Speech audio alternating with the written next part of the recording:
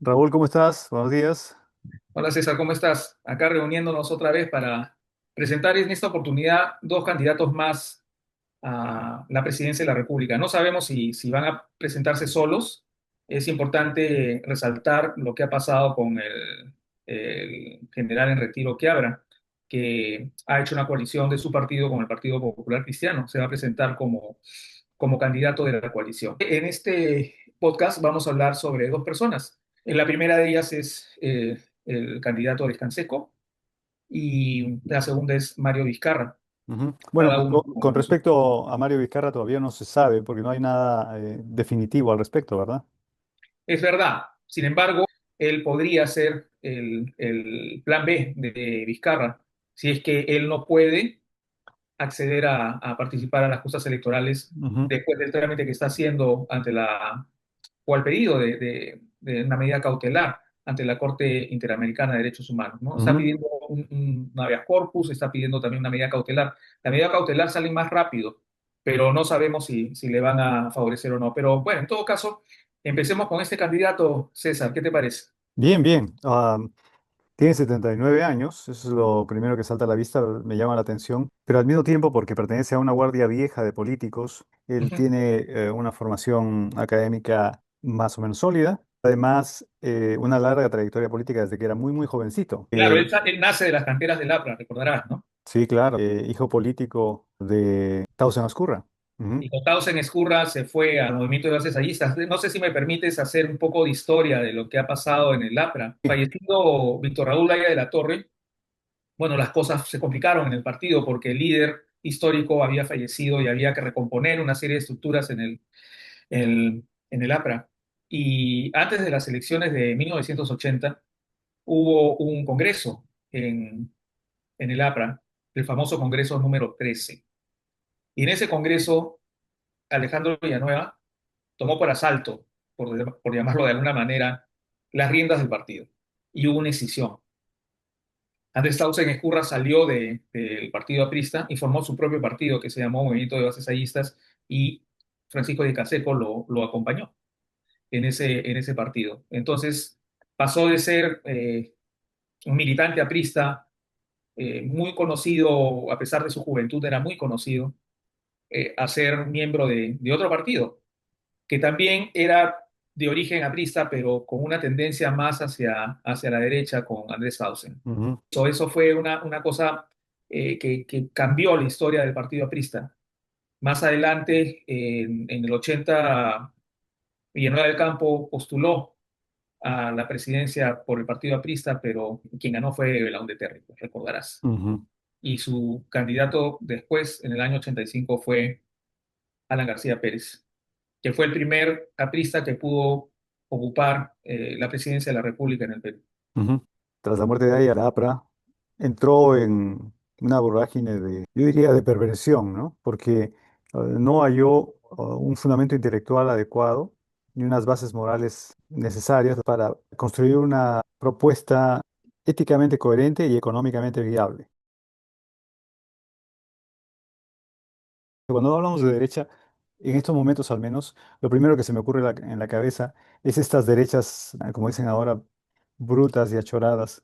Tenemos en Argentina con Milei, por ejemplo, o aquí en Estados Unidos con Donald Trump. Ujú. Entonces, su propuesta económica, según he leído en sus bases, políticas, es una propuesta económica que se parece mucho a a las nórdicas, que es de inclusión social y incorpora la idea de un sistema capitalista, pero con una fuerte participación del Estado en cuanto a la administración de los recursos básicos y naturales o los servicios sociales, los servicios médicos, la educación, todo esto.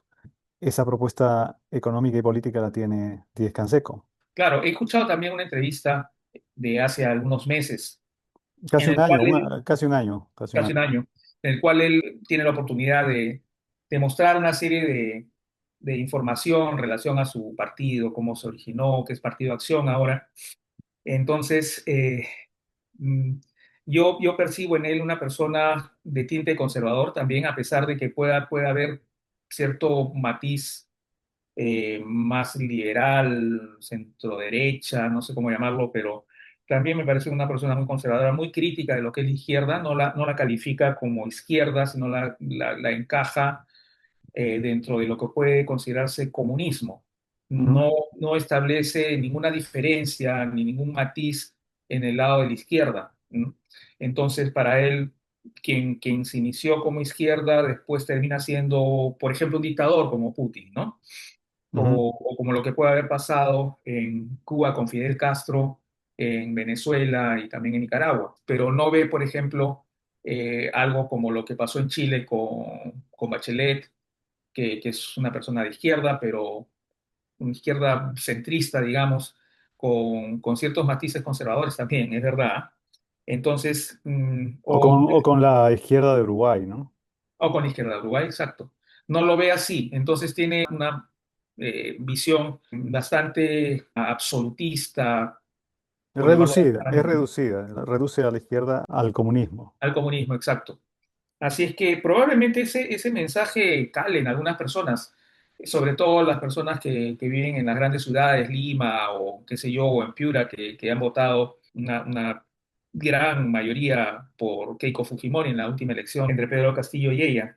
Habla de la corrupción, pero con un tinte muy facilista, ¿no? Como que caray, ¿no? De pronto tienes un rasguño y hay que ponerte un curita. Esa es la impresión que me da cuando él habla de la corrupción. No tiene una contundencia en el mensaje que, que para mí es indispensable y creo que para muchos peruanos es indispensable que se defina bien eso. No se hable básicamente que hay corrupción aquí, aquí, aquí, allá, bueno, pues pero hay que identificarlos con nombres y apellidos y hay que ver qué cosa es lo que hay que hacer y qué cosa es lo que corresponde hacer frente a esta vorágine corrupta que está gobernando el país, ¿no? Lo rescatable de Díaz Canseco, creo yo, es que pertenece a un ala democrática, Ujú, ¿no?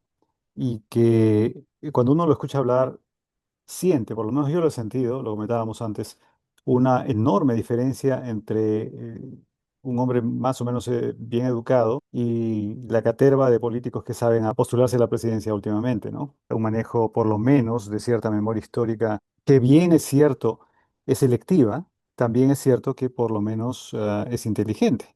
Por otro lado, él proviene históricamente al menos de las arcas de la República Aristocrática. Por parentela, ya hemos hablado de que es hijo político de Tausen. Su familia de Canseco ha estado, por supuesto, muy involucrada en la política desde muchos años atrás. En fin, es un hombre que por angas y por mangas parecía destinado a la política. También es verdad que es alguien tibio, por decirlo de alguna manera. Pero a veces pienso yo que la tibieza es algo que se rechaza muy fácilmente en el Perú, la aparente debilidad porque siempre se busca un caudillo o siempre se busca una persona enérgica y fuerte que dé la impresión de que va a solucionar las cosas de una buena vez, ¿no? No sé exactamente si esté a la altura o no esté a la altura. Creo que el gran defecto es que su visión del Perú es una visión muy occidental, a veces un poco ajena al interior del país en el sentido de los quechohablantes, los aymara-hablantes, aquellas poblaciones indígenas relegadas durante tantos siglos precisamente por la República Aristocrática. ujú, Entonces, su visión, que es una visión europeísta, con la mejor intención, digamos, podría ser, no sé si logre calar como mensaje en el interior del país. ujú. ¿No? Porque el interior del país está absolutamente cansado de siglos de olvido. Yo quisiera remarcar lo que dice César, escuchar hablar a Francisco de Canseco y escuchar hablar, por ejemplo, al general Quiabra. Oh, General bueno, Quiabra habla a la tropa. Esa es su forma de hablar. Habla a la tropa. Hay una distancia abismal, ¿no? Ahora, él como militar ha podido conocer el interior del país y tiene una carrera de larga data, ¿no? Pero tiene una visión eh, muy equivocada de las cosas, ¿no? Para él es totalmente, por ejemplo, lícito de que esté recibiendo una pensión y un sueldo. Y también la ley de amnistía. Y también el tema de las leyes contra el crimen organizado que ha dado el Congreso. Me gustaría, por ejemplo, que Francisco Descanseco opine al respecto. pero finalmente va a haber tarde o temprano un debate, o Así es. sería interesante escucharlo. Pero es que, ¿qué habrá también? Vamos, con todas las diferencias que tiene con Díaz Canseco, que son enormes, es también heredero del colonialismo, de la República Formal, ¿no? Es decir, Desde el virreinato, el Perú se ha organizado como una economía extractiva, basada en explotación minera, por ejemplo, en Potosí, Huancavelica, pero con un poder centralizado, ah, en las élites criollas. Y cuando se instala la República, esas élites económicas no desaparecen, ¿no? Que eran los terratenientes, los comerciantes, los mineros, digamos, ligados a esos terratenientes y comerciantes. Se mantuvieron como instituciones cerradas, como instituciones concentradas, que no se transformaron, que no incluyeron a toda esa gente que se veía como gente de segunda clase. Y los siglos XX y XXI han tenido éxito entre las masas populares los gobiernos autoritarios, ¿no? Velasco, Fujimori. Pero ¿qué pasó?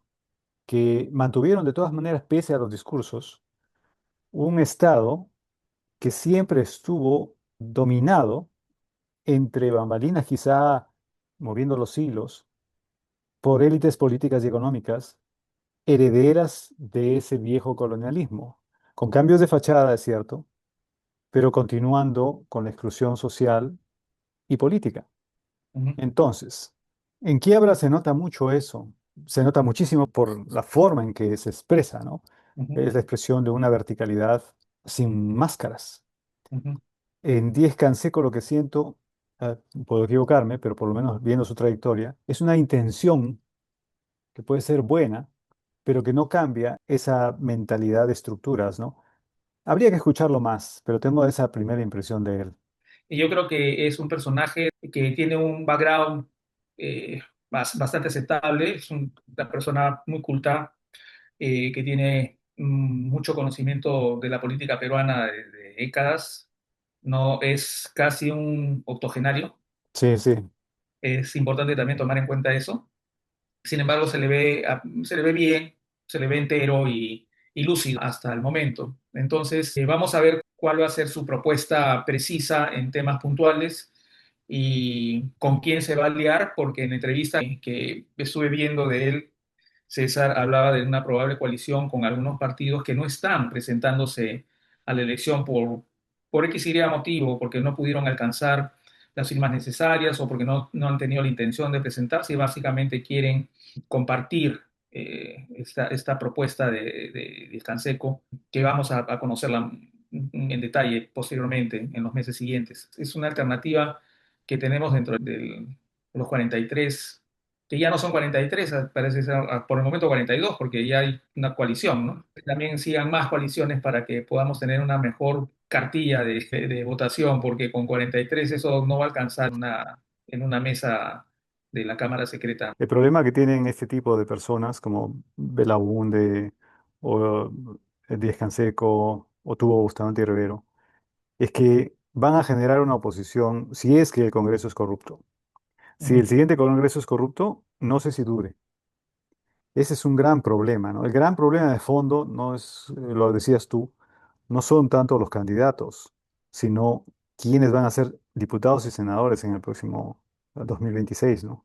Así es, César. Eso lo vamos a enfatizar en la segunda mitad del programa, comentando algún video que vamos a compartir con quienes nos están viendo. Mario Vizcarra Cornejo, hermano de Martín Vizcarra Cornejo. No está oficialmente proclamado como candidato, pero si uno investiga un poco de los probables candidatos de este partido, el nombre que aparece es el de él. La intención de Martín Vizcarra es presentarse él a la presidencia de la República y está haciendo los esfuerzos necesarios para eso. Como comentamos la vez pasada, él ha acudido a la Corte Interamericana de Derechos Humanos y también ante la Comisión Interamericana de Derechos Humanos para exigir sus derechos. Y ante la Corte está solicitando una medida cautelar para que se le permita postular. Argumentos tiene, porque lo que ha hecho el Congreso con él es algo bizarro, ¿no? El que lo hagan inhabilitado por haber cerrado el Congreso, cuando el Tribunal Constitucional lo declaró constitucional. Y después que el Jurado Nacional de Elecciones ha prohibido que tenga actividad partidaria. A él lo han inhabilitado en la función pública. Él tiene todo el derecho a pertenecer a un partido político. Eso no se lo impide. Y las otras inhabilitaciones, tiene tres del Congreso, son algo parecido. Así es que vamos a ver qué pasa con él, pero se dice de que podría su hermano ser el plan B. En las encuestas, la intención de voto para él de la población es la más alta. Y le lleva como 8 puntos a Keiko Fujimori, la que le sigue. No es poca cosa. Es más, quizás podría jalar más aguas para su molino porque ha dicho públicamente que si él es presidente va a amnistiar a Pedro Castillo y eso también podría calar en parte de la población que piensa que Pedro Castillo ha sido injustamente apresado. Recordará, César, que comentamos la última vez que el 60% de la población piensa que a Castillo le han hecho un golpe. Así que, en teoría, Mario Vizcarra podría ser el plan B de Martín Vizcarra, pero veamos esto, César, ¿no?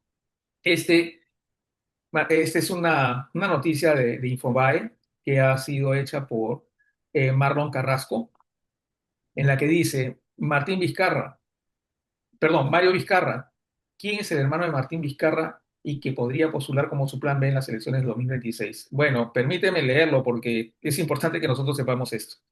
La Fiscalía investiga a Mario Vizcarra por los presuntos delitos de colusión y peculado relacionados con contratos con el Estado a través de la empresa CIM Vizcarra SAC. Además, estaría involucrado en una red de corrupción que implicaría a funcionarios de la Municipalidad Distrital de Ilabaya en Tacna. En un programa de Rosa María Palacio se habló de la posibilidad que si Martín Vizcarra no puede postular a la presidencia porque la Corte o no reconoce o no le da el, la medida cautelar o el proceso puede ser tan largo que no le alcance para poder inscribirse, el endosar los votos a su hermano va a ser bien difícil con esto, César. Equivocaría muchísimo Vizcarra, Martín, digo yo. Ahora, no sé si él tendrá cuadros en su partido. No conocemos muy bien quiénes lo integran. Sabemos que su hermano está inscrito y es la cara visible del partido, además de la de Martín Vizcarra. Pero yo creo que Martín Vizcarra no tiene plan B, yo creo que tiene solo un plan, ser presidente o incluso entrar al Congreso como senador. Ese La, plan es que él se lo permita. No creo que esto se cristalice a favor de él si es que quieren endosar los votos a su hermano, ¿no? Ya creo que ya estamos dando la información suficiente para que nos siguen se formen su propia opinión sobre el panorama electoral. Obviamente, yo creo que la mayoría de peruanos, lo demuestran las encuestas, estamos hartos de lo que está haciendo el Congreso y de lo que está haciendo Dina Boluarte. La tendencia al absolutismo y no votar podría ser entendible, pero les estamos mostrando que hay alternativas atendibles. En algún momento quizás haremos algún editorial con respecto al resto de candidatos que no están ahora representados en el Congreso a través de sus partidos, para que puedan más o menos darse cuenta que de los 43 candidatos hay más del 70% que son absolutamente desechables. En la segunda parte de este podcast vamos a hablar un poco de las cosas que han pasado hace tantos años, se están volviendo a suceder exactamente de la misma manera. Vamos a hacer comentarios al respecto de lo que está pasando en el país en relación a lo que se quiere hacer con la fiscalía, que ya lo hemos comentado, pero sin embargo vamos a precisar algunas cosas. Y lo que está pasando con la ley de amnistía, que ha sido prácticamente ya es un hecho que va a ser promulgada por el Ejecutivo para amnistiar a personas que han cometido delitos de lesa humanidad. el tiempo es tan elástico, por lo menos para nosotros los seres humanos, vemos la luz o incluso la forma de una estrella que ha desaparecido millones de años atrás y entonces vivimos en cierta medida en el pasado o estamos viendo el pasado. En los seres humanos es muy flexible, ¿no? Nuestras emociones, nuestros sentimientos cambian la sensación del tiempo, nuestros apuros, nuestros miedos. Nada, solo me has hecho acordar eso. Vamos a entrar de nuevo en el pasado gracias a un video que vas a poder mostrar. Parece que nos estancamos en el tiempo. Y ha habido un paréntesis de algunos años que han hecho que pensemos de que las cosas estaban cambiando, pero estamos yéndonos de frente a lo que hemos sufrido en la década del 90. Pero ahí nos Y falta una memoria histórica y no vamos a cambiar nada si es que no cambiamos un poco de mentalidad entre nosotros los peruanos, ¿no? Si no cambiamos el orden en que estamos priorizando las cosas. Y en la segunda parte vamos a hablar acerca un poquito más, si me lo permites, acerca de, el punto de vista económico de dos premios Nobel de Economía, precisamente, acerca de por qué algunas naciones fallan, algunas naciones son fallidas y otras no. ¿Mm? Ujú, Y Perú, dentro de ese punto de vista, va camino a ser una nación fallida. ujú. Así que ahí vamos a hablar. Compartamos este video, César, con los que nos siguen y después vamos a hacer comentarios al respecto. Creo que es un video muy vigente de lo que está pasando en el Perú. Probablemente muchos ya lo hayan visto. Es una reunión que hay entre Vladimiro Montesinos y el grupo parlamentario del partido de Fujimori en el año 1998. Las imágenes no son muy claras porque nosotros sabemos que Vladimiro Montesinos pues grababa esto a escondidas, entonces esto es una cámara escondida también como las que usaba en el Sillón Rojo cuando le ofrecía dinero y propuestas indecentes a tantos funcionarios públicos, periodistas, incluso gente de la farándula que ha pasado por ahí. Cámaras de hace 27 años, o sea que ya. Exacto, es del año 98. Año 98, ya que estamos ahora en abril del 98. El gobierno, no podemos dejar de reconocer que tenemos un control del Poder Judicial y del Ministerio Público. Teníamos en contra del este político al Consejo Nacional de la Magistratura. Y en cuanto al Tribunal Constitucional que estaba en contra, con el tema que ya conocen ustedes, hemos pasado a tener una situación positiva acá y una situación positiva acá y una situación positiva acá. Mi pregunta es, y siempre digo que llegamos a 2000, gana el presidente Fujimori en el año 2000 y tenemos este trecho. ¿Qué pasa? En ese momento nosotros no sabemos si tendremos mayoría en el Congreso. ¿Qué pasa si perdemos el control del Poder Judicial y tenemos un proceso de en contra en esta trayectoria? ¿Qué va a pasar con el Ejecutivo? No nada. Es una trayectoria por 5.000.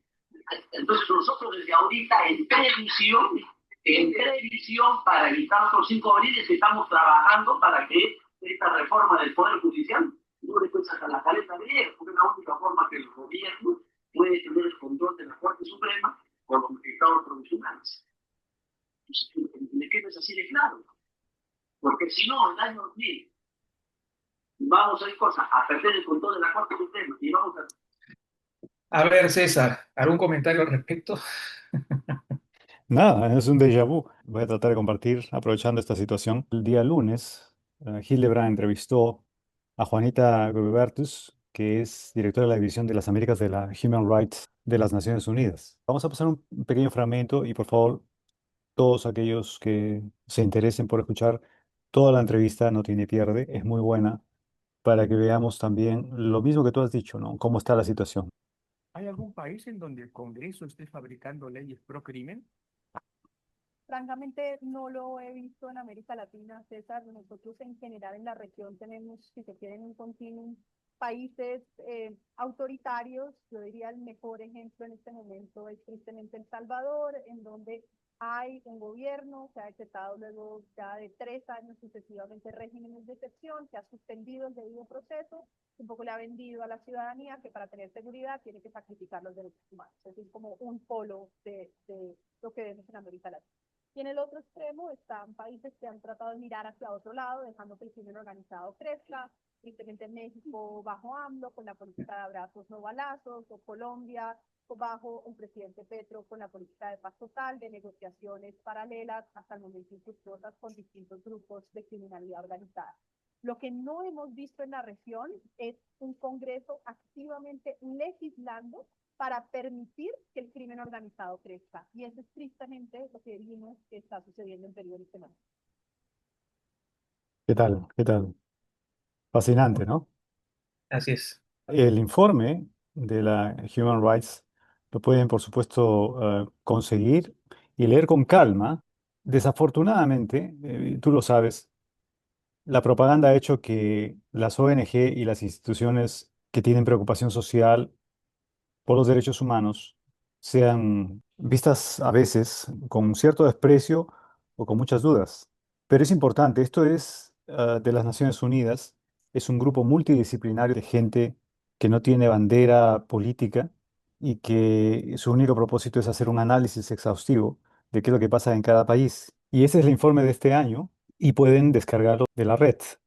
simplemente buscando como Human Rights Watch. Esto es un diagnóstico exhaustivo, repito. Ahora, Human Rights Watch también revisó 34 leyes, proyectos de ley y otras decisiones adoptadas por el Congreso de Perú entre 2023 y abril del 25. 54 decretos presidenciales firmados por Dina Boluarte fueron revisados también. Datos de la Policía Nacional, el Ministerio de Salud, el Ministerio Público relativos a la criminalidad del país, etcétera, etcétera. Se muestra la seguridad ciudadana y el crimen organizado, como todos sabemos finalmente, ¿no? Que los homicidios han crecido 75% con tendencia al alza, pero que al mismo tiempo el Congreso ha aprobado reformas que debilitan la función de los jueces y fiscales y ha redefinido la idea de lo que se llama crimen organizado. Por lo tanto, ha limitado los allanamientos y los acuerdos de colaboración, favoreciendo así a la delincuencia y a los actores públicos corruptos, ¿no? Que tienen nombre propio, mucha gente en el Congreso. Y finalmente, sabemos todos que estos estados de emergencia que se han vuelto frecuentes, firmados por la presidente Dina Boluarte, no han tenido ningún resultado, ¿no? Ahora, hace poco se ha aprobado la ley de prescripción sin veto presidencial por los crímenes cometidos en el pasado. Escuché defendiendo esto a Rospigliosi en el Congreso, diciendo que se les debe a esos héroes esa suerte de recompensa, por lo menos tardía, ¿no? Una persona puede haber sido muy heroica, un militar puede haber sido muy heroico, pero al mismo tiempo haber cometido abusos de violación a mujeres, homicidios, y no hay justificación, no se puede decir, bueno, yo seguía órdenes, ¿no? Es una cosa muy difícil, yo lo sé, pero si no se entiende que se tiene que pagar desde el punto de vista ciudadano, desde el punto de vista civil, un crimen, entonces estamos sentando un precedente terrible. ¿Qué es lo que finalmente esta ley de impunidad pretende? Y si se consigue firmar, pues va a ser un precedente horrible, ¿no? No sé qué opinas tú al respecto. Claro. Lo que pasó en el año 98 es muy parecido a lo que está pasando ahora con ciertos matices. En esos momentos el Consejo Nacional de la Magistratura, como lo es ahora la Junta Nacional de Justicia, eh, ratificaba, sancionaba, destituía jueces y fiscales. Entonces, ese era el tema tan importante para el fujimorismo en esos momentos.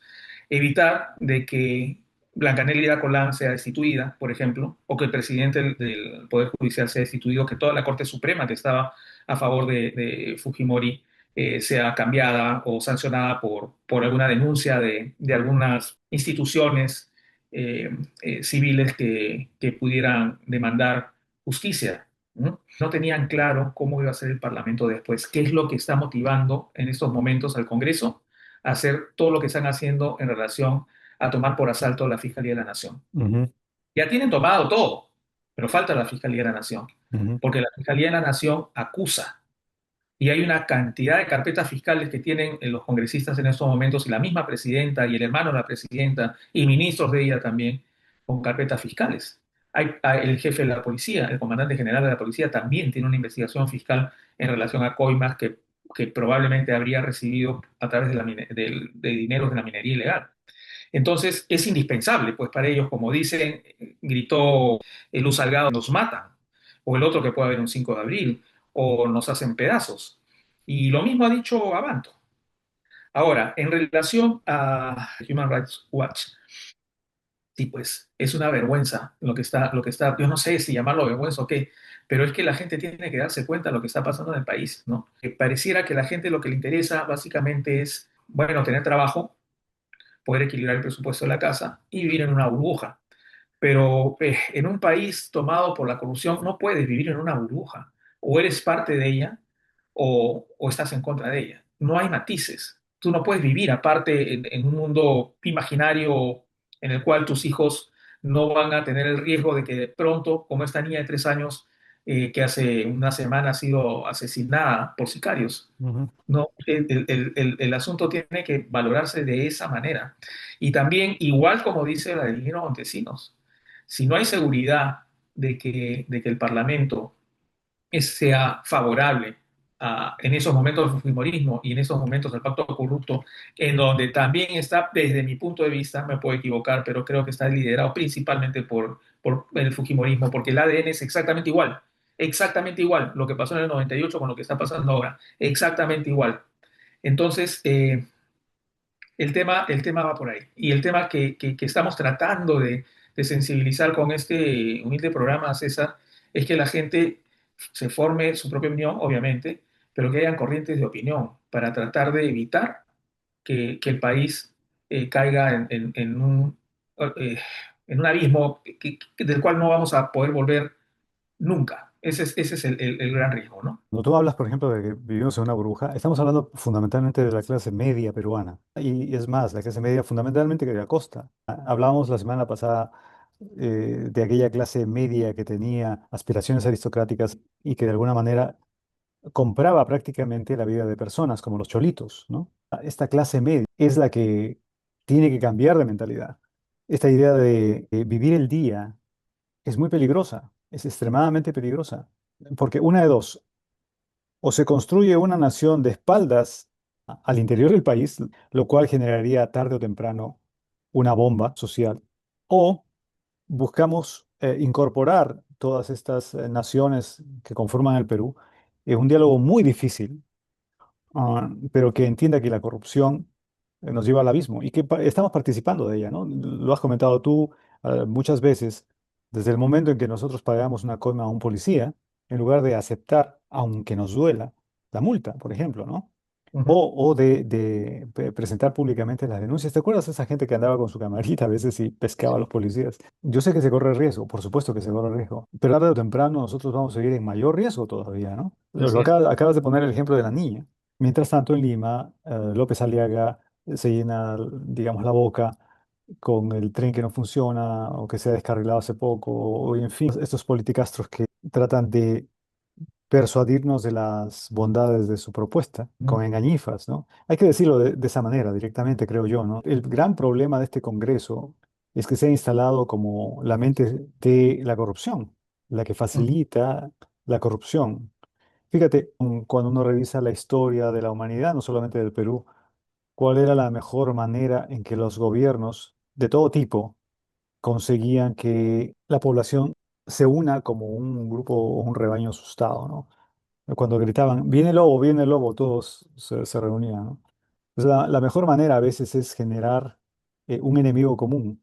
Hay un libro de Humberto Eco que se llama Construir al enemigo, o lo típico, ¿no? Si no tienes un enemigo, invéntatelo para poder generar esa unión, ese susto que haga que la gente reclame más autoridad, más mano dura.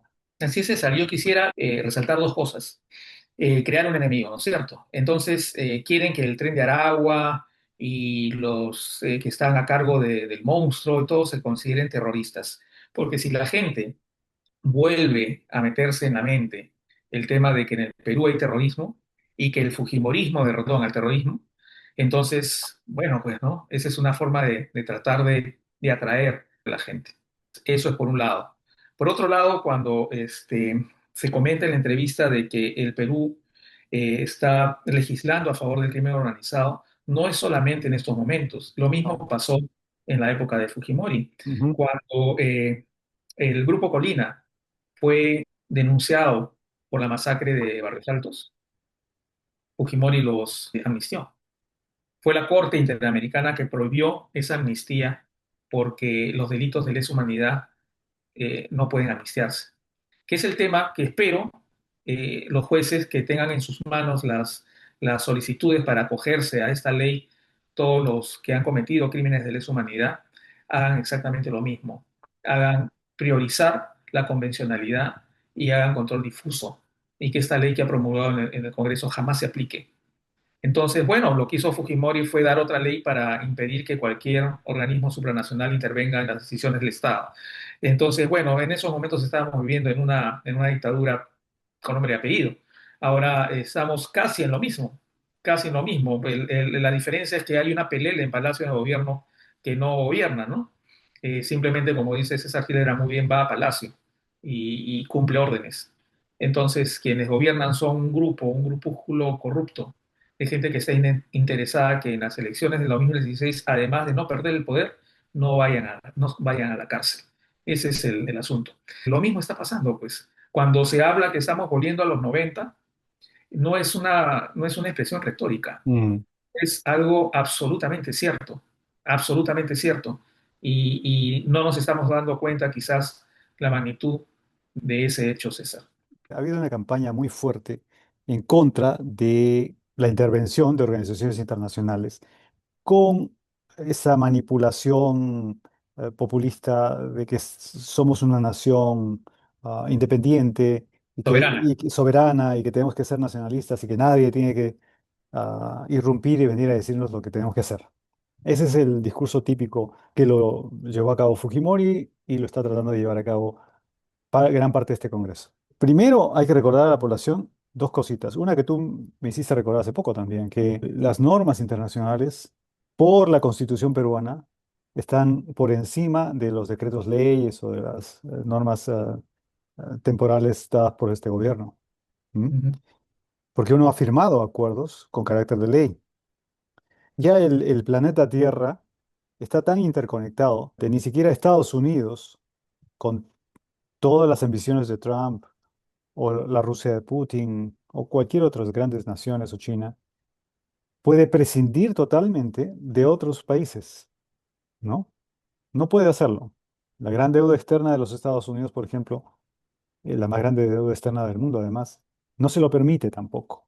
Pretender que el Perú eh, entre en este juego nacionalista es una tontería. Y es una tontería que nos puede costar caro, porque es, de alguna forma, una defensa que tiene la mayoría de los ciudadanos contra un Estado que puede ser opresivo tarde o temprano. La única solución la tenemos en nuestras manos, César, el 2026. Con todas las reglas truchas que están tratando de hacer con una cartilla horrorosa de 43 partidos, con el hecho de haber impedido que se hagan primarias, con el hecho de haber impedido tantas cosas que hubieran podido hacer para el elector peruano una elección completamente diferente, en la que podamos tener una mejor visión del futuro del país con los que están postulando. Bueno, pero esas son las reglas y como leí hace muy poco en una cartilla sobre algunos asuntos civiles acá en este país, eh, una de las preguntas que hacían en esa cartilla era ¿cómo podemos hacer política? Y hay varias cosas, ¿no? Meterse un partido político, por ejemplo, ¿no? O qué sé yo, ¿no? Candidatear para una elección, Ujú. etcétera.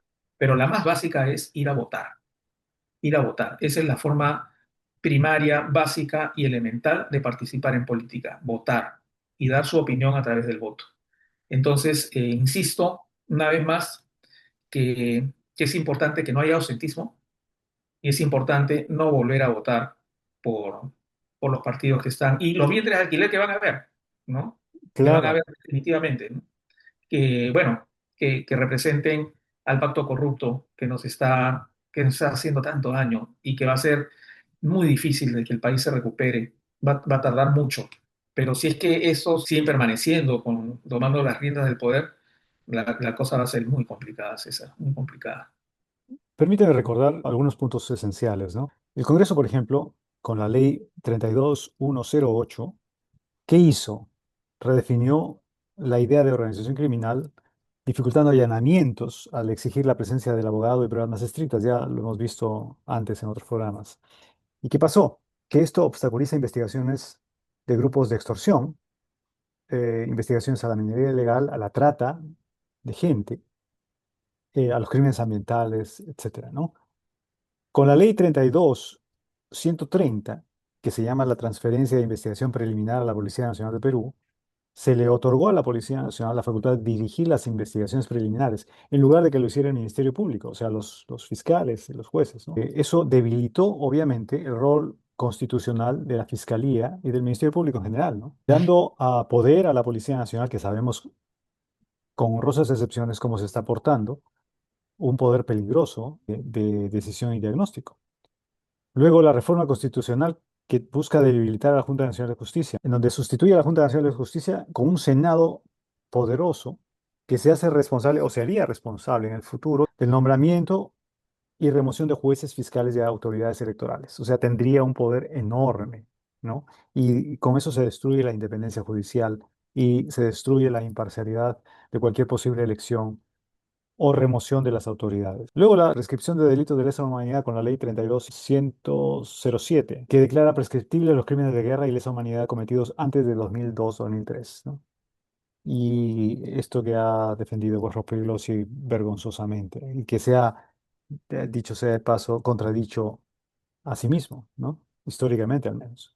La ley de impunidad que está corriendo en estos momentos, otorgando la amnistía a militares, policías y civiles mayores de 70 años, ¿no? Procesados por violaciones graves de derechos humanos durante la lucha contra el terrorismo. ¿Y eso qué sugiere? Lo que hemos dicho hace un ratito, perpetuar la impunidad institucional. Todo eso lo está promoviendo el Congreso.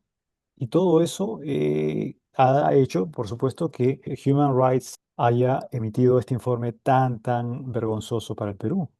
Claro, bueno, has hablado de Rospigliosi y recuerdo un artículo que un compañero suyo de hace muchos años hizo sobre él, que lo tituló De gusano a cucaracha.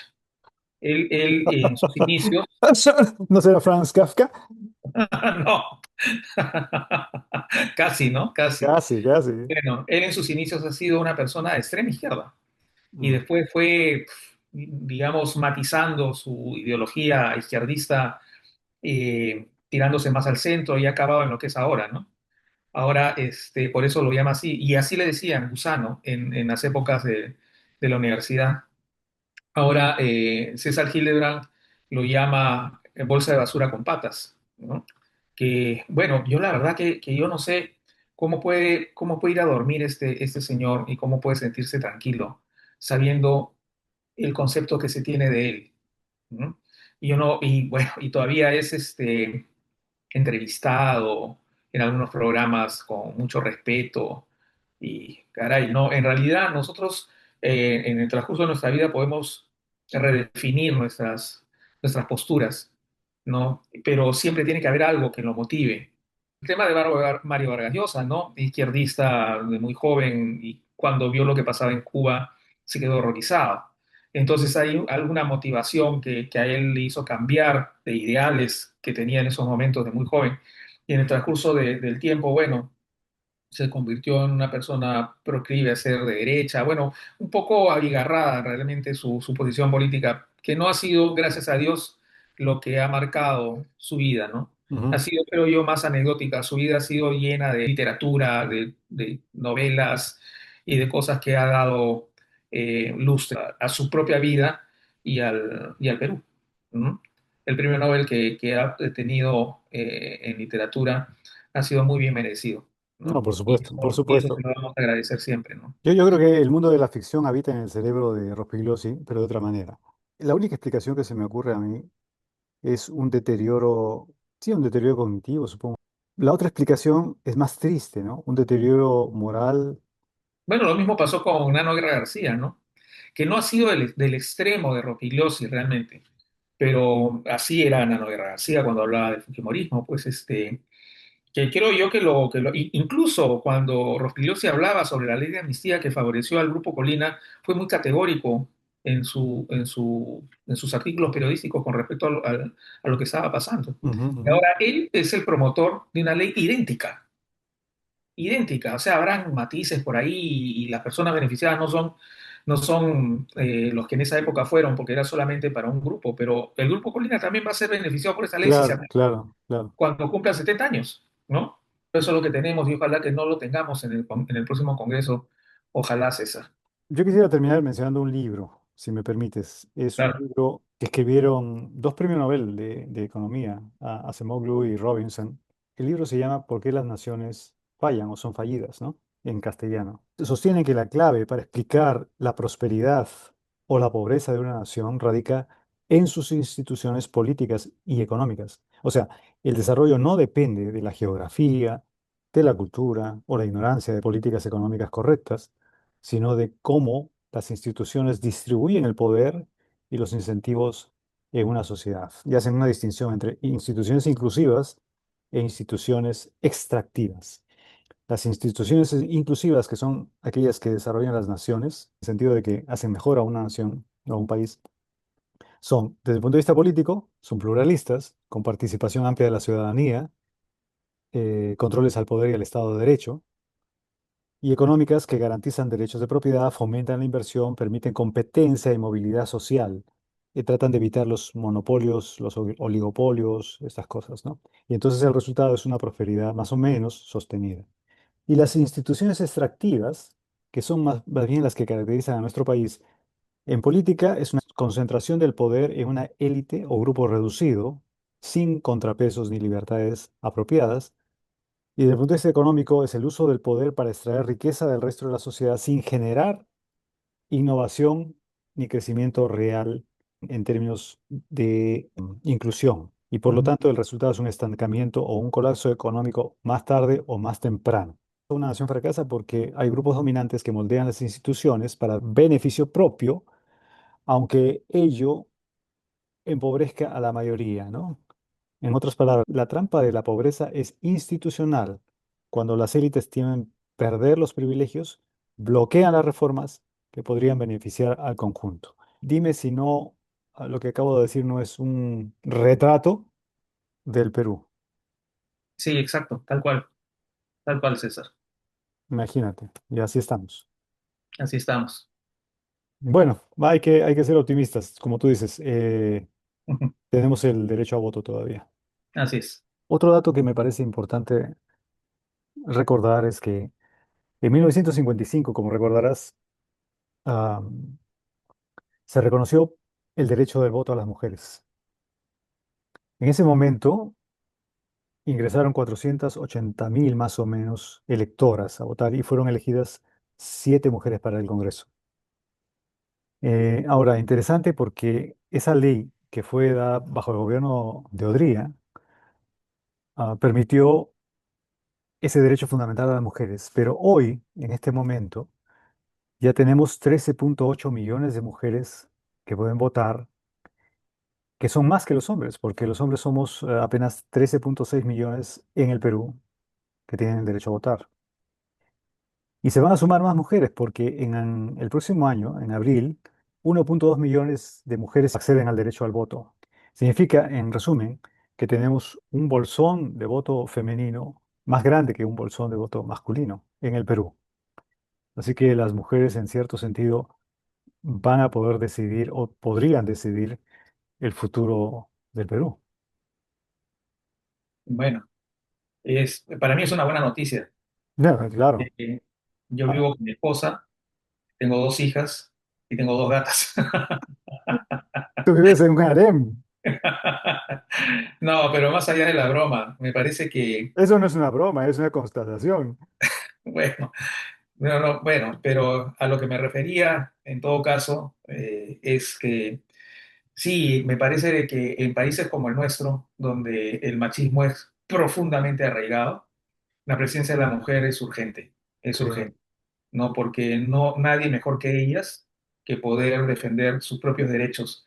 Ahora, lamentablemente, hay mujeres que, no sé, se sienten incluso arrepentidas de ser mujeres. Bueno, La, la congresista Araujo, que de Renovación Popular, en sus discursos previos a la elección del 2021, ella hablaba en su iglesia, ella es cristiana, no recuerdo cuál es el nombre de su iglesia, pero es una iglesia cristiana, decía que la mujer debe servir al hombre, ¿no? Y que el hombre es la luz y la mujer prácticamente es la sombra. Entonces, sería pecado el no someterse a la voluntad del hombre, ¿no? Entonces, cuidado, ¿no? Que hay de todo. la estupidez en ese sentido es democrática. Claro, bueno, hay de todo en este mundo, ¿no? Estaba escuchando a Francesca Albanese, la periodista que es la relatora de la Mm, Organización de las Naciones Unidas sobre el conflicto en Gaza, así es. que no se puede llamar conflicto desde mi punto de vista, ¿no? La masacre en Gaza en todo caso. Es una mujer valiente. Y tenemos a Dina Boluarte por el otro lado, que es una mujer que, según todos los indicios, bajo mi punto de vista, es una mujer cobarde. Hay de todo en este mundo, ¿no? Así es, César. Bueno, esperemos que este programa sea visto por más personas. Nuestro objetivo principal es que generemos corriente de opinión y que tratemos de dar nuestro granito de arena para que las cosas en el país cambien. Y para eso tenemos que estar informados. Ese es nuestro objetivo, César. Esto es algo complementario, ¿no? Este pequeño y modesto programa es algo complementario. Pueden, por favor, escuchar tantos otros buenos programas, por supuesto, mucho mejores desde el punto de vista técnico y con mucha más experiencia en narración. Nosotros tartamudeamos, tenemos hipos mentales, tenemos muletillas, etcétera. No tenemos la destreza de otros narradores. Tenemos a Hildebrand, que tú comentaste la vez pasada, tenemos La Encerrona, tenemos a Curwen, tenemos a Pedro Salinas, a Rosa María Palacios, que ya está con un programa propio en la República. En fin, hay muchas alternativas que nos brindan un periodismo más o menos independiente y que es bueno escuchar y ver. Así es, César. Muy bien, entonces esperemos que el programa de hoy les sirva a la mayoría de gente a recordar lo que hemos vivido, a tratar de evitar que esto siga peor y nada más hasta el próximo miércoles, ¿no? Un abrazo a tus gatas, un abrazo a toda la familia. Muchas Cuídate gracias. mucho. Chao, Ok, Raulito. chao, chao. Chao, chao.